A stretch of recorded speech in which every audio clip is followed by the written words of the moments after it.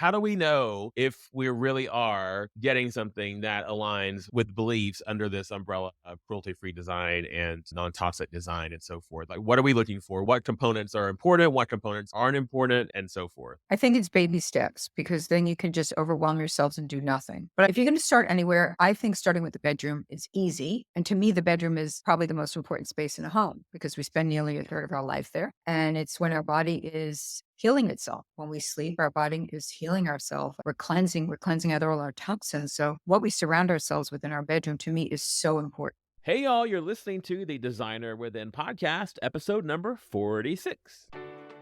I'm John McClain, and welcome to the Designer Within podcast, the business-minded podcast created for creative entrepreneurs by a creative entrepreneur. That's me. I know firsthand the challenges, but also the victories that can come with our careers. And I'm here to sip and spill the tea with you. It's time to dive deep within yourself and redesign your own business and your life from the inside out. Together, we will uncover secrets and share valuable insights. So prepare for a transformative experience, my friends, because it's time to unleash the designer within. Hey friends, welcome back to another episode of The Designer Within. I'm John McClain, and I'm very, very happy to have you here. If you're listening to this in real time, it is May of 2024, and I have a lot of things going on this month, and especially a lot of things going on this week. Oh my goodness. So, for those of you who know me or who follow me or have just heard of what's going on, I relocated to Las Vegas from Los Angeles, and that move was going to be a full-time move, and I still kept my LA clients and still kept my business functioning in LA. And then I found myself in LA a lot more than I had anticipated, physically a lot more. So I was back in Los Angeles probably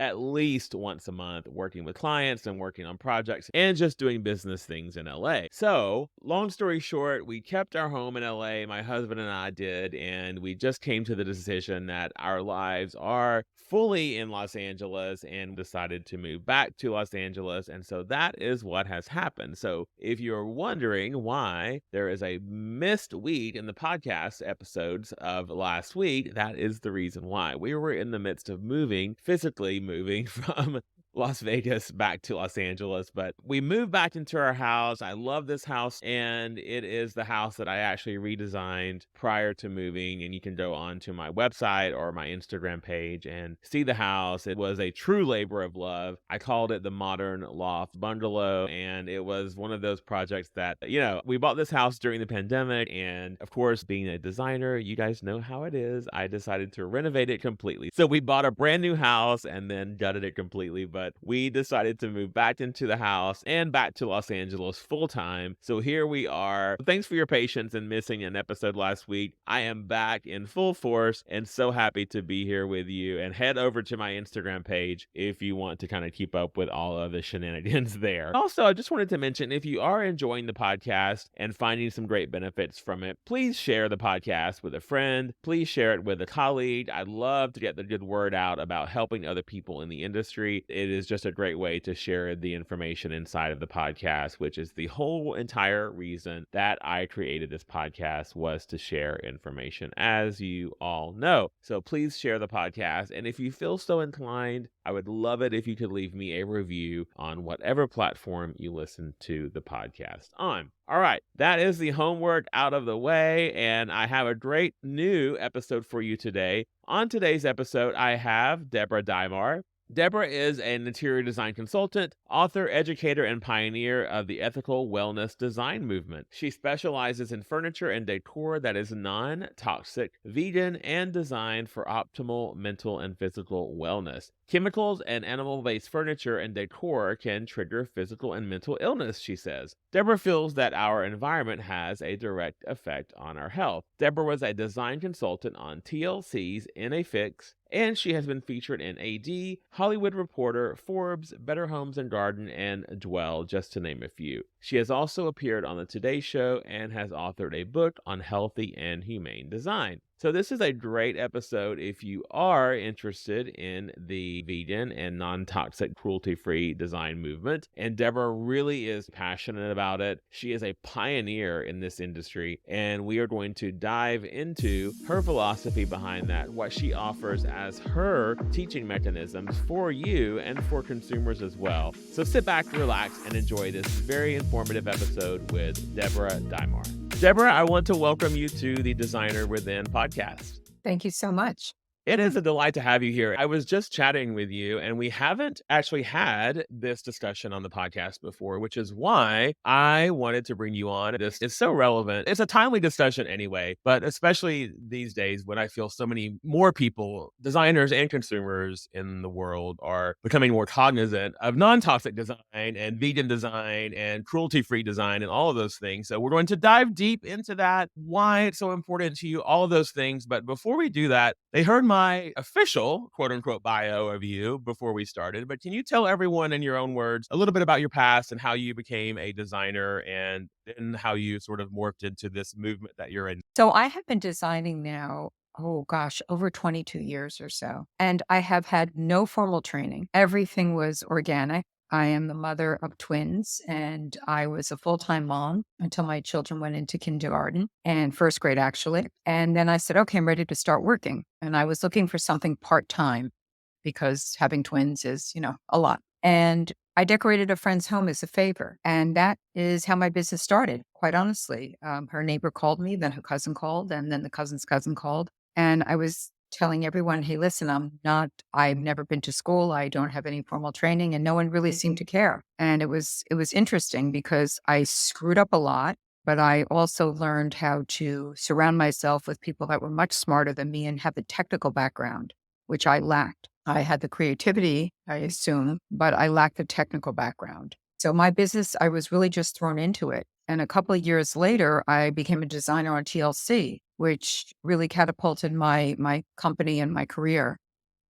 And so it's been a really interesting path that I've had. And my family and I just love animals. I mean, our entire life really revolves around our pets, literally. And here I was designing spaces that, if I think back, every room contained something that was derived from the tragedy of an animal, or as I now know, a laborer and a worker and the planet and the forest and everything. Wool rugs, feather, down, leather, cowhide, everything, shark skin, angora. And I've been involved with animal rights organizations for many years.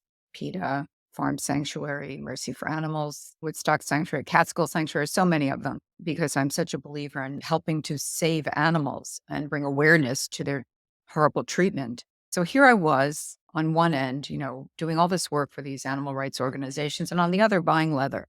And I always say you have to be ready for change, John, because I've had endless videos pass through my feed. And clearly I did not want to open them at the time because I wasn't ready. So I was just living in my little Hippocratic world, with my head under the sand. But one day I opened a video from PETA on dog leather. And that was the day, that was about 10 years ago, that after viewing that video, I said, I'm done. I'm really done. And China's the leading exporter of leather. And anything can be considered a skin there because they eat dog like we eat cow here. They eat dog.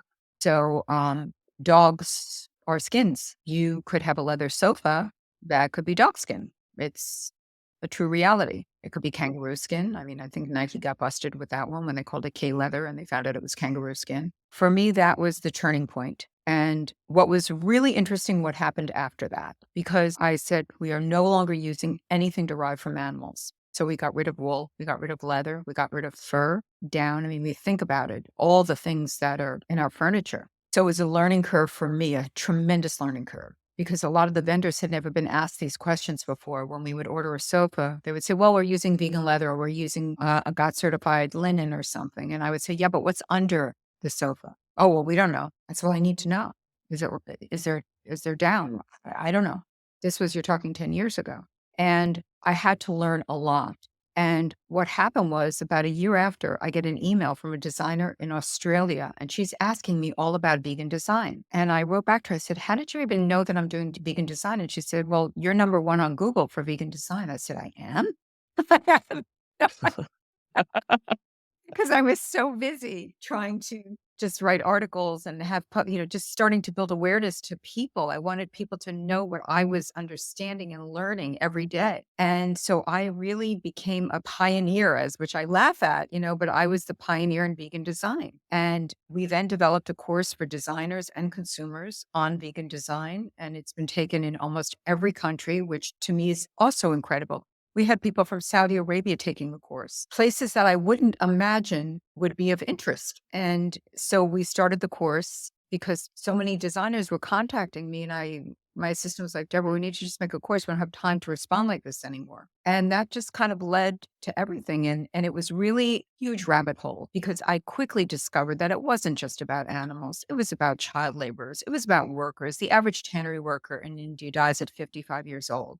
It was about the streams and the forests and the wildlife and the planet and the ecosystem. And it's just this whole, I just entered this huge rabbit hole. And to this day, John, I'm still learning. There is not a day that goes by that I don't learn something. Wow. I'm like, wow, I really didn't know that. Yeah, I think all of us are always learning, and what I'm hearing from you is 2 things. First, you said you didn't have a, quote, "formal education with Right. design," but you jumped in head first, and you made learning a priority, and you surrounded yourself with intelligent people, and I agree with all of Yes. that. But also when you had this realization that you wanted to be this pioneer in the vegan and non-toxic design movement, you decided, like, "Okay, I'm going to do this. I'm going to learn everything that I can about that," which sometimes when there's not someone like you, Deborah, to give us that information, it's not sitting on a silver tray, Right. right? So I'm sure you had to do some Oh, digging, yeah. right? I'm sure you had like, yeah. What was that process like? It was harrowing and it was sad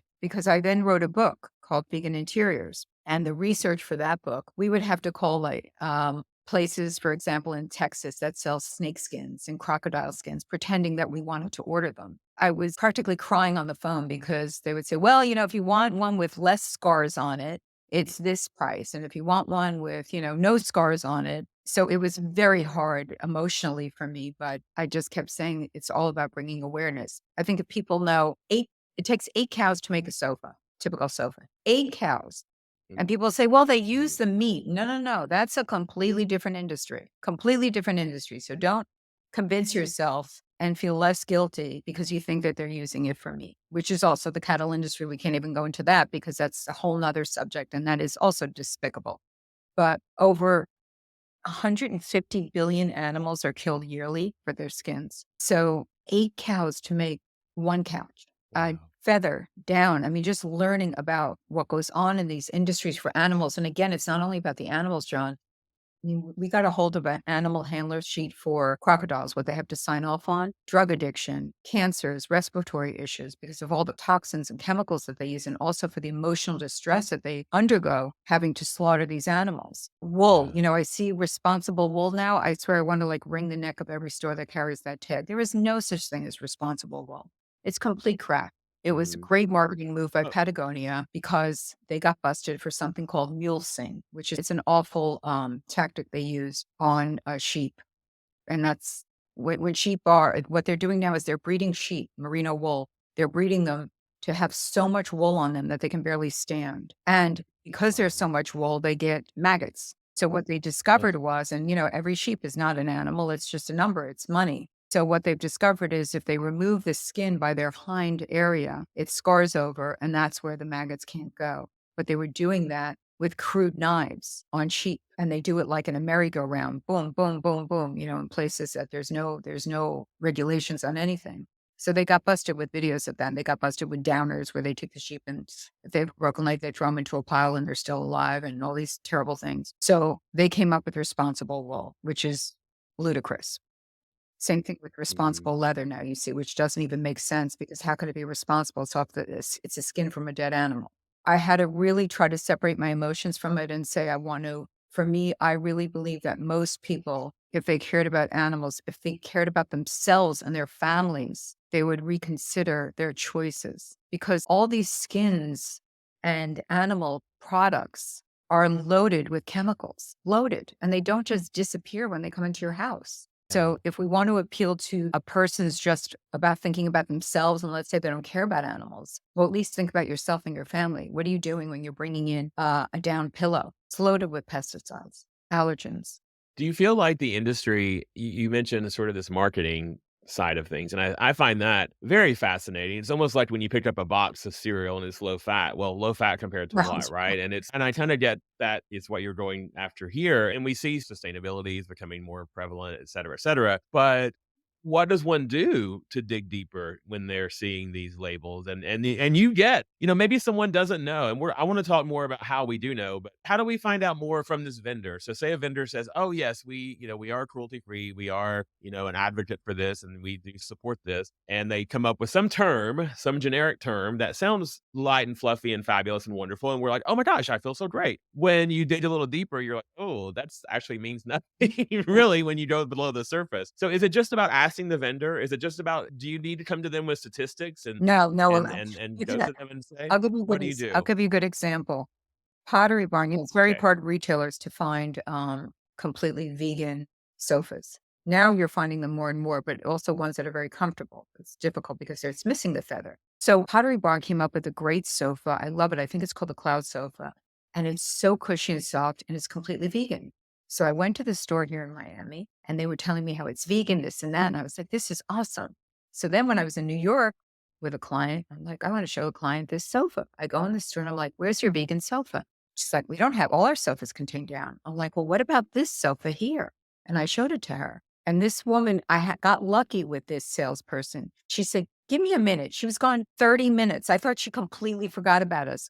She came back and she said, you know what? This sofa does not contain feather. We had no idea. So we got lucky with that salesperson. But if you get the average salesperson who's in cranky mood, it's the end of the day, they're not going to do the research. So ask the salesperson, but then you have to triple check. Get on Google, email us. We get questions every day. We'll check it out for you. We'll do the best we can. Get on Google and Mhm. research. You have to research. Education is power. It's such a great tool to have under your belt when you go in armed and ready to say, where is this? What is this made? Tell me the film. How do you know? Is it just the top coat or is it under? You just have to ask questions. And the only way you're going to know what questions to ask is by educating yourself, or else you're just asking random stupid questions. Mhm. Are there organizations that maybe you said you have a list and you have Yeah, I mean, ideas? Are it's there what's interesting is that I think we're the only ones that work with all retailers because we always get the question, where can we go to buy things that are not animal based? There's no one retailer unless you're doing all custom Mhm. with us, which is 10 times the price. So Mhm. there's no specific retailer. We use a plethora of retailers that we know we have certain items we like and we're always keeping our eye open. So just getting on Google and again, you can email us because we want to help. We feel that if we teach one person something, then they tell another person, then before you know it, it takes a village. Yeah, those grassroots Yes, efforts yes, for yes, sure. because there's really no one place. I mean, with makeup and things like that, it's completely different. You can find things that are cruelty free, but as far as furniture, there's a Sustainable Furnishings Council, which is complete bogus as well. And I tried to have long conversations with the founder because one of their supporters is Patagonia. So I said to her, isn't that a bit of a conflict? You're talking about sustainable furnishings, but yet you have Patagonia on your board and you're as a sponsor. So you really have to think about where the information is coming from, which we all know. I mean, you can have a 10-year-old writing a report on Google and you have to look at the source. You must look at the source of Yes. things. Definitely. I love the examples that you've given so far about cruelty-free design and just basically things that are non-toxic and all that. But what are some, I guess, key principles that we would look for? Because for me, you're mentioning leather and you're mentioning some of the bigger picture things. But let's take a sofa for instance. So you have, yes, the vegan leather, but then you also have the wood. Was it sustainably grown? And then you have all the components of the filling and all the things, right? So do we analyze everything, Deborah? Do you recommend analyzing every component of everything that we bring in? Or is it something that we just basically do a blanket understanding of it all? Like, how do we know if we really are getting something that aligns with beliefs under this umbrella of cruelty-free design and non-toxic design and so forth? Like, what are we looking for? When do we stop the search research, for instance, like what components are important, what components aren't important, and so forth? I think it's baby steps because then you can just overwhelm yourselves and do nothing. You could Right, enter that like circle of like that hurricane and just not accomplish anything. But I think there are certain right. simple things that I'll tell that people, or when I'm on a podcast, I'll say, if you're going to start anywhere, I think starting with the bedroom is easy. And to me, the bedroom is probably the most important space in a home because we spend nearly a third of our life there. And it's when our body is healing itself. When we sleep, our body is healing ourselves. We're cleansing out all our toxins. So what we surround ourselves with in our bedroom to me is so important. Bedding, easy. GOTS certified, Global Organic Textile Standard. To me, that's the granddaddy of certifications. It's also fair trade. It's wonderful. So look for that certification when you're buying. Is that a label on the It's a actual, tag and it'll say GOTS certified, GOTS. perfect. So look for that and look for an organic cotton GOTS certified because GOTS certified will also sell some animal products. So you want an organic cotton, an organic linen. Those are two great materials for your bed. I love organic cotton sheets. And I say, if you're going to spend the bucks, spend them in your bed. Again, Mm. it's a very important space for us, for our body, for our health, for our mental and physical wellness, because it's all connected. It's all connected. Yeah, the benefits of it are far reaching, I'm sure, emotional wellness, all the things. As you say, this could really you could go down a rabbit hole of, wondering where to start and where to stop. When I think of, I mean, and a lot of people probably do that as well, you hear, of course, low VOC paints, right? There was a big push with low VOC paints, and I feel like most paint companies now have that option. And can you just talk about Sure. that a bit and how maybe has that influenced the industry? Has that made a You know what change, I think or influenced maybe the made a industry? You know shift? what I think the big shift came with COVID? I think when during Okay, COVID, how people so? were stuck in their homes and they Okay. really started to analyze their spaces. And one of the easiest things to do was repaint a room. So I think that brought education about paint. And as I always say, stay away from cheap paint. Don't buy paint. Don't paint because if you're only going to paint with a cheap paint, stay away from it. Volatile organic compounds, awful. And again, they don't know. Every year they say they dissipate after 10 years, they dissipate after 5 years, they dissipate after 15 years that no one even knows. So stick with, I like Benjamin Moore. They have the EcoSpec paint. It's not as expensive as Farrow Ball. It's not clearly as expensive as Fine Paints of Europe. And that's a great paint. They can do it in any color. So use a paint that definitely has low VOCs. There's so many neurological and developmental and respiratory issues that are so connected to all of these chemicals and toxins. I mean, it's not even just thoughts anymore or ideas. These are facts. I mean, autism, Yeah. spectrum disorders, sensory challenges, developmental Wow. delays, infertility, allergies are so on the rise. And it's because we spend so much of our time indoors now. 100 years ago, people were outside more than they were inside. Now we're inside more than we are outside. So our Right. walls, what's inside our environment, is so key to our mental and physical health. So the bedroom, start with the sheets. Get GOTS certified Love it. organic cotton sheets. Your pillows, don't do down. Your face is pressed up against those feathers. Those feathers are loaded with toxins. I've gotten used to using K-pop, which is the beans, and Oh, and I okay. like it. It makes a kind of a squishy noise, but you get used to it.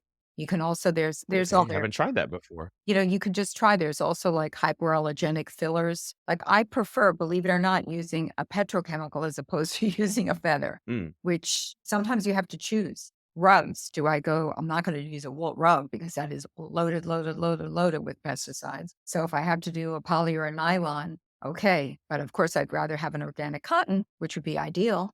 And it's also healthier, especially for allergies, because you have to think about everything that collects dust.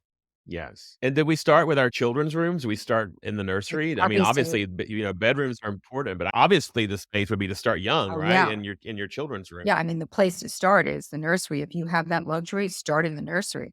And I have the Mhm. kids online nursery and kids course, which I know we're going to mention, but there's so many things in the course that I really wanted to make sure I communicated properly. And that is that when you look on Instagram and you see a celebrity's nursery, which this, that took them a week to stage. And there is Yeah. absolutely nothing practical about that nursery. Nothing. You can see the crib is by a window. It's like, it's just so less is more in a nursery. Less is more. Your baby grows, God willing, so quickly. Get a cheap organic cotton rug. Put a low VOC paint on the walls. Get a crib that's non toxic and get sheets that are not, you have to make sure, here's little things organic printed sheets. A sheet can be organic and non-toxic, but the print on it can be completely toxic, and it's legal to sell that way. Oh. So you have to be really careful when you get those cute little sheets that say organic, certified, with little dinosaurs, because guess what? The dinosaurs could be completely toxic. See, this is what I Yeah. mean. It's So multi-layered that's of why I of go simple. understanding. That's why I go simple. Just get plain, go get plain, got certified sheets for the baby. Don't worry about the print. Easy Easy peasy, peasy. right? Right, Mattresses. right. When you were starting out, by Yeah. the way, just quick question, when you were starting out and you decided to make this Mhm. transition over into becoming a Mhm. pioneer in the vegan and non-toxic movement, were you apprehensive about possibly losing clients, losing business, and not making a living doing that? Because when you started doing it, there wasn't even a movement. It wasn't even prevalent. It wasn't even a thing, quote unquote. Were you concerned about that at the time? No, which was probably stupid because I was so emotional about it because I love animals so much, like so much. And my kids, we all love animals so much that which was probably the worst business advice to give. Be emotional. You're never supposed to be emotional in business. But it forced me to be very creative. So, what do I mean by that? I will never force a client to go vegan or non toxic. Remember that movie, The Big Fat Greek Wedding? Did you ever see that movie? Okay. Yeah. One of the Yeah, best yeah. scenes is when she's at the diner with her dad and she's convincing him that it's his idea that she should go to college. Do you remember that scene? It was a very funny scene. And that's what I do with clients. I will go there and let's say there's a client who's saying, Deb, I want a big leather couch in this media room. I'm like, okay, great. You know what? When I see you next, I'm going to come back with some samples. I see them next time. I bring my beautiful, very high end, expensive vegan leather samples with real leather. And I say, I have all these samples. And I'm like, oh my God, they're gorgeous. I'm like, I know, I'm so excited to show you. Okay, let's compare. Okay, we're going to put a little like juice on this one. And this one's a faux, very high end luxury. And let's put it on the real leather. Oh no, it's soaked right into the leather. Oh, that sucks. Okay. You know what? Let me scratch the real leather. Oh my God, it's scratched. It's because it's the skin. Let's do the faux leather. Look at this. It doesn't scratch. You know, I don't know about you, but I'm thinking we go with the faux leather. Oh, 100%. So it's like, it's the big fat Greek wedding. That's what it is. Bravo, bravo. And of course, nothing that I'm saying is not untrue. It's all true. I'm just bringing awareness and I'm Yeah. allowing the client to have control because you never want to force. In fact, with my children, I never want to force feed my don't do this because I'm older and of course I know when they're going to screw up. You know, it's a dance about letting them feel empowered and it's the same with clients. Everyone wants to be heard. It's all psychology. Everyone wants to be heard.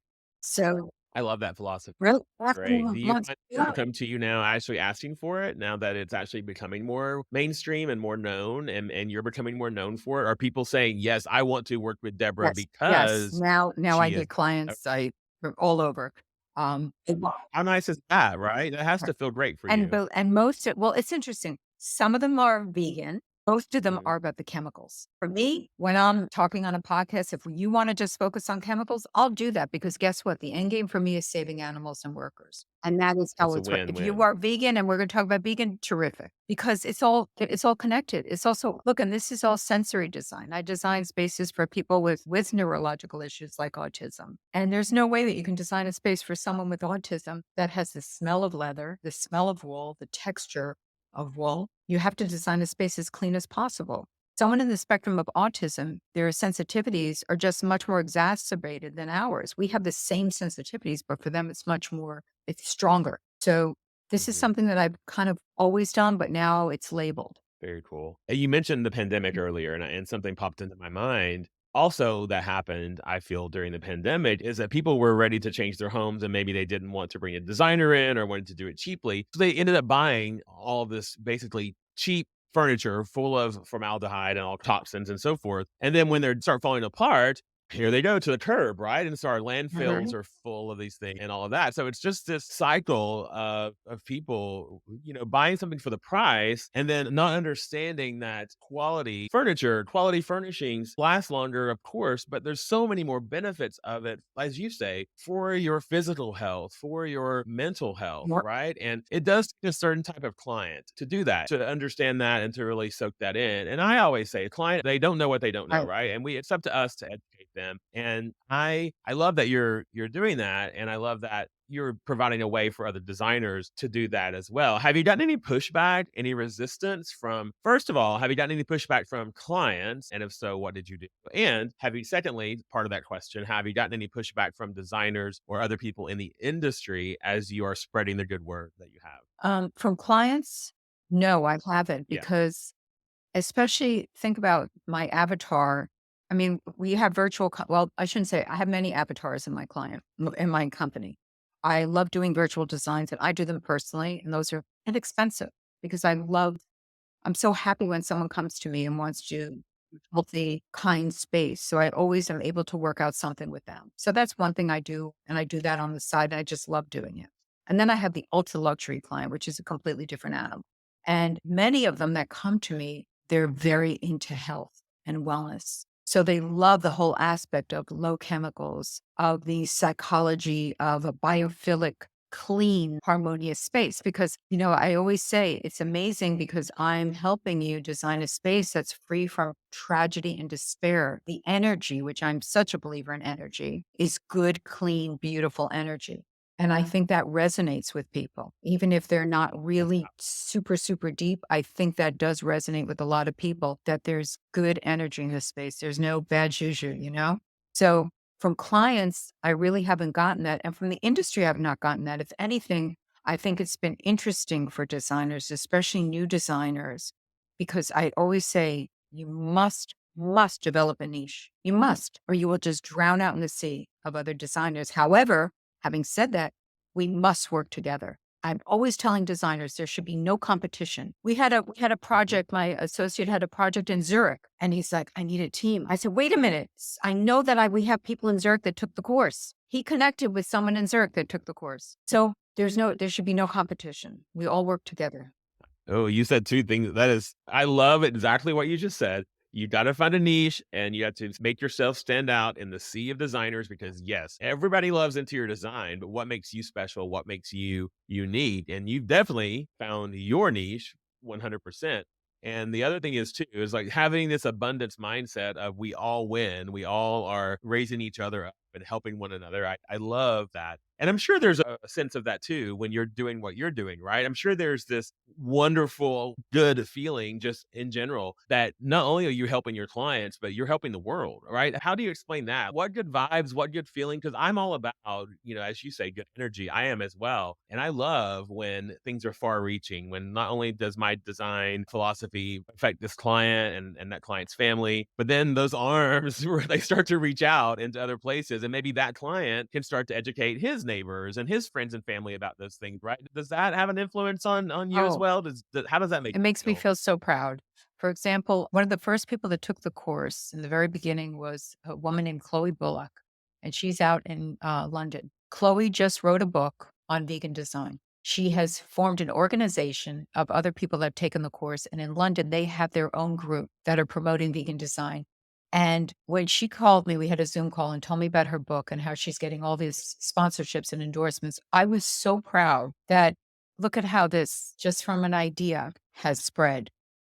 So it's really incredible. And even my associate Santiago and I, we do many projects together for many years. We each have our own companies, but we partner a lot. And he's not vegan in his firm yet, but he knows with me anything we do is vegan. But he said, I can't go to a store anymore and now look at a cashmere sweater. I'm like, good, because I want you to think of that poor animal. He's like, I just can't do it anymore. So I always say you're laying little seeds, the seeds, the seeds. You're spreading those seeds all over. And it's great to wake up with a passion. And not to say that not, there are days that Yes. are very difficult. As we all know, anyone in this industry, we all have stories, sure, of monster clients. I've had horrible, unhappy people, and they think that Santiago says this, which I think is interesting. He said, I think what happens with certain clients is we're coming in to decorate their home and they're very unhappy to begin with. They have bad marriages, bad partnerships. They're just unhappy people. And they think that by us redecorating their spaces, they're going to find happiness. So they get angry at us Right. because in the end, they're still unhappy. And I'm like, that's a really interesting point of view. But sometimes I think he's accurate in some cases. Uh, Yeah. We can't fix everything, even though we yeah. try, right? We can't fix it all. Yeah. Oh, that's too funny. Are you seeing any innovations or is anything new that you're seeing right now in this industry that's exciting you in the vegan and non-toxic design world that's really getting you excited? Any trends or anything that's like, wow, this is really cool, or this is something different, or maybe somebody's taking something in a different way? Anything that's getting you excited right now? Well, many things, and a few of them is that they're coming out with the vegetable based fabrics and mycelium mushroom based fabrics.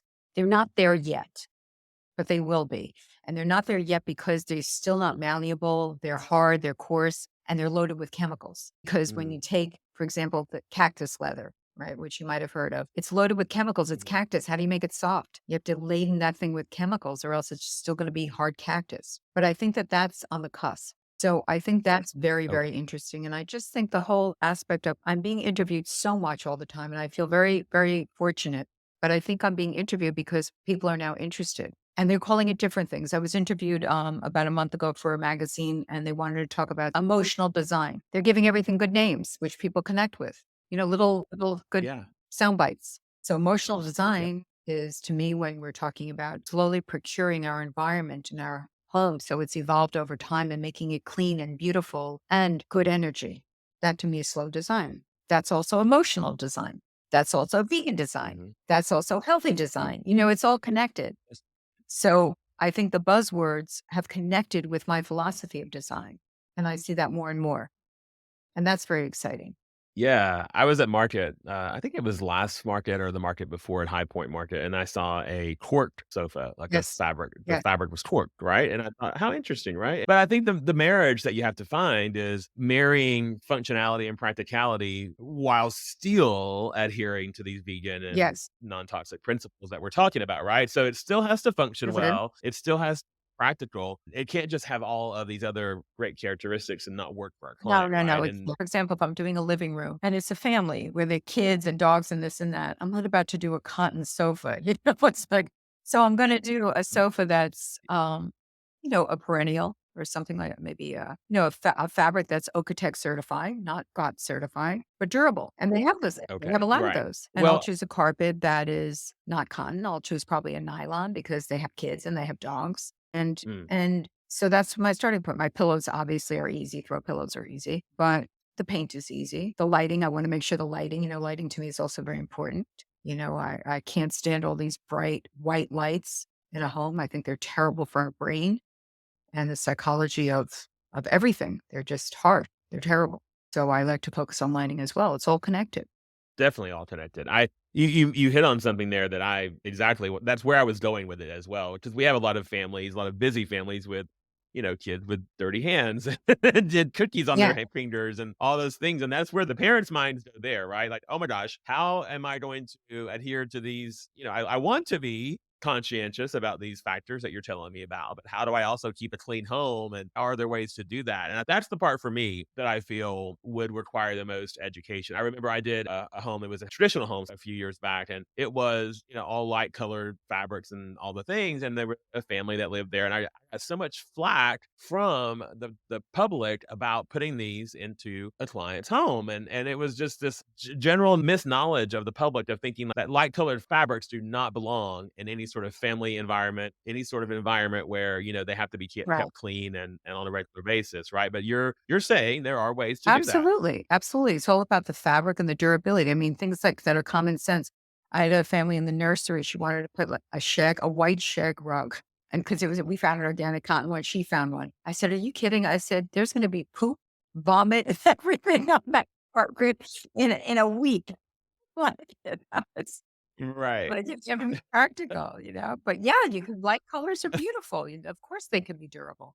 Yeah, and at the very least, I guess you could slip cover that That's baby, right. right? And just When throw all it in the else wash. fails. So you've taken your knowledge and you've turned it into education, as you said. We kind of touched on that, but tell me more about that because not only do you provide your services for your clients, but now you've extended that. And thank you for doing that, by the way. Thanks for giving your knowledge to other people who don't have that because, they don't teach us a lot in design school. And even if you do go to design school, you Yeah. don't learn about these things. So for taking all of this and kind of like I do with my courses, you kind of bottle it up and you put it out there for people to learn from. Tell me about your courses and your lessons and the things that you teach other designers. And I think, do you teach consumers as well, or is it just for No, it's designers? consumers. It's a lot of DIYers, you know. Okay.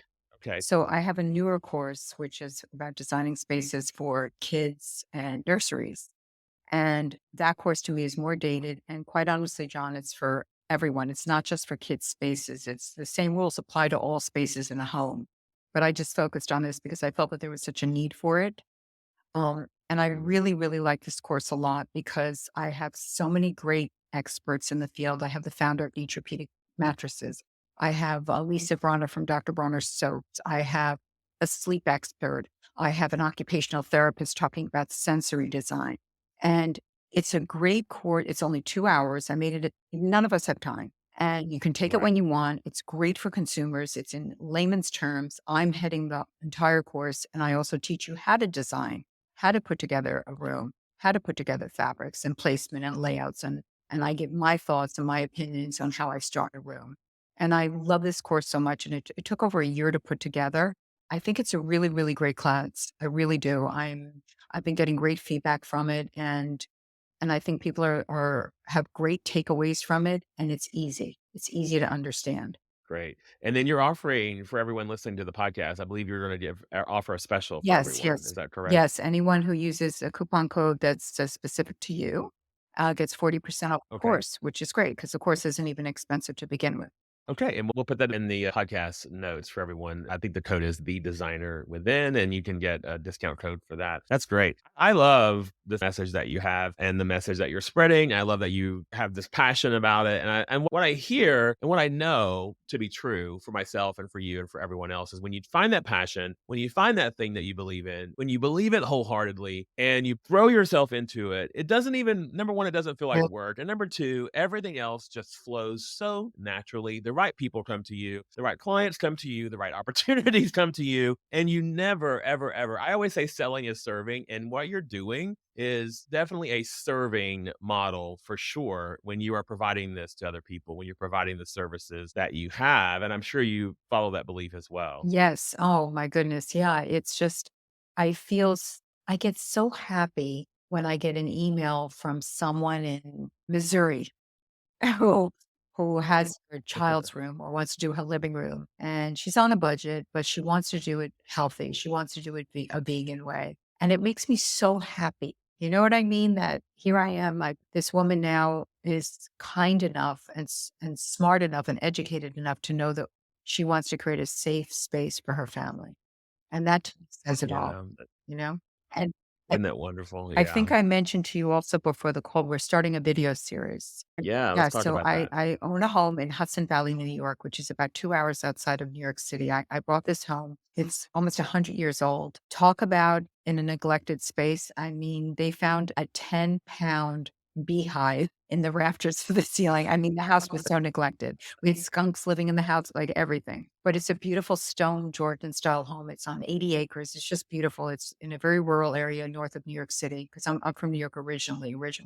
So my associate and I said, hey, this would be a great backdrop because it's stunning. It's just stunning. Everywhere you look, it's gorgeous to use and teach people all about healthy, vegan, non-toxic design. So we have, as I was telling you before the call, we have so many hours of film footage that we started putting together episodes on paint, renovations, solar power, solar panels, gardening, landscaping, fire pits, flooring, bathroom design, lighting, everything. And so we're creating this YouTube channel that will hopefully be launched within a couple months that I think people will really enjoy. And the videos are anywhere from 10 to 15 minutes, and you really get some great takeaways on how to design spaces that are beautiful and kind and as low in chemicals as possible. That's exciting. There's nothing like using your own house as like this experimental prototype, right? To test things on and to share the information with other people because, well, I don't know. I guess you could be your worst client. I'm my worst client, Deborah. I'll just tell you, I am my worst client ever. I don't listen to anything that I teach Right. at all. Well, you know what I noticed with myself? I can't make decisions for myself. With a client, I can make a decision 3.5 seconds. With me, I'm like, I'm not Right? sure. Should I? I don't know. The color should I? I know. I know. I'm the exact same way. The exact same way. Before we wrap up, I want to ask you a question. Is there anything that you hope the future holds for the vegan and non-toxic design movement? Anything that you hope that you see in the realm of changing in the industry? Well, I hope that there's a day when people say, we actually used to make sofas out of leather. Like, I look forward to that day. I Oh, hope there's a day like that. How barbaric. How okay. barbaric that we did things like that. How barbaric that we treated young children, laborers, and created working environments for them that had no regulations and that they were swimming in toxins. How horrible that we did things like that. That's what I look forward to. How do you see your role being a part of that? Do you still plan on doing the same thing? Do you Yeah. have any Yeah. new, you know, This spreading the message? This was like a turning point in my life, quite honestly. It was I Uh, can when I decided to go vegan in my business, I didn't know that I would be here today speaking to you. It was just something that I did out of pure love for animals. But this is, wow. I found my point of being. You really have, and it comes across through everything that you say. The passion is there, the heart is there, the soul is there. Every single thing that you're saying, I can tell comes from deep within you, and I applaud you for that. And we should all be so lucky to find that thing that means so much to us. And I just think it's great that you really have become this pioneer in this really distinct industry that, as you say, I hope is not so unique down the road. I hope it is more mainstream, and I hope more people do want for it, ask for it. And I hope more vendors are listening to this and will implement that as well. As I walk around High Point Market and Las Vegas Market, and you can naturally get direct interaction with these vendors. And sometimes even the owners of the companies are there. So I think that's a great place or great time to come up to them and just start asking these questions. And as you say, put it right out there in front of them and tell them what you're looking for and let them know that you want to see some changes in our industry. And I think that as those little steps, those little grassroots efforts start to pay off eventually, and before you know it, there's a huge movement. And once again, thank you for just being a huge part of that. I think it's Well, wonderful. thank you for letting me speak about it. I appreciate it. Yeah, tell everybody where they can find you if they want to find this new video series once it's out. But in the meantime, where they can find you now on social media, your website, all that good stuff. And we'll put it in the show notes Thank as you well. so much. If they go to Dimare Design, they can get access to deborah.dimare.com. They can see the Instagram page. We have a very active Facebook group. So I think that's a good start, going to dimaredesign.com. Perfect. Well, Deborah, thank you very much for being here today. Thanks for all of the information. And I know that it has inspired all of my Thank you listeners. so much, John. Thank you.